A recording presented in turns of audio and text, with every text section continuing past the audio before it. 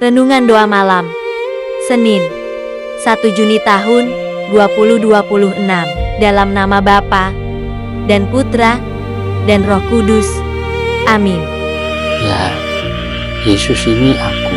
Adalah seorang membuka kebun anggur dan menanam pagar sekelilingnya. Ia menggali lubang tempat memeras anggur dan mendirikan menara jaga. Kemudian disewakannya kebun anggur itu kepada penggarap-penggarap, lalu ia berangkat ke negeri lain.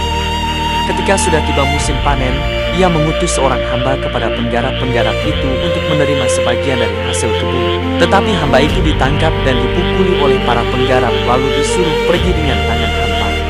Kemudian pemilik kebun anggur itu menyuruh pula seorang hamba lain kepada mereka.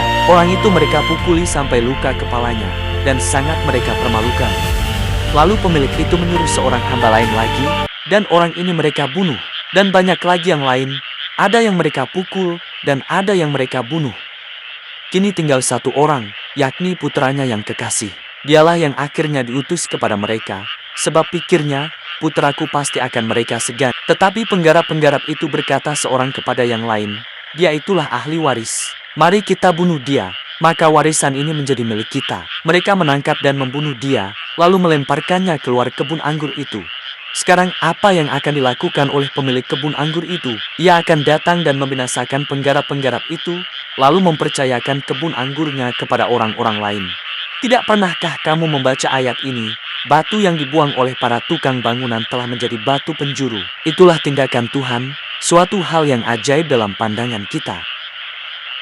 Dalam gereja kita, selain liturgi, ada banyak kegiatan rohani seperti retret, rekoleksi, seminar, kebaktian kebangunan rohani, pendalaman kitab suci, dan lain-lain. Kegiatan-kegiatan seperti ini bertujuan menumbuhkan dan memupuk iman agar berbuah dalam kasih pelayanan, dan kita tidak mudah goyah oleh hal-hal yang menjauhkan kita dari Yesus Kristus. Kita adalah petani-petani di kebun anggur Tuhan. Kisah dalam Injil hari ini mengingatkan kita bahwa keselamatan kita berasal dari Kristus dan kita harus hidup sebagai petani yang setia di kebun anggurnya. Ya Yesus, bimbinglah aku dengan terang Roh Kudus-Mu, supaya terus bertumbuh dan menghasilkan buah-buah yang baik dalam hidup ini. Amin. Doa Koronka.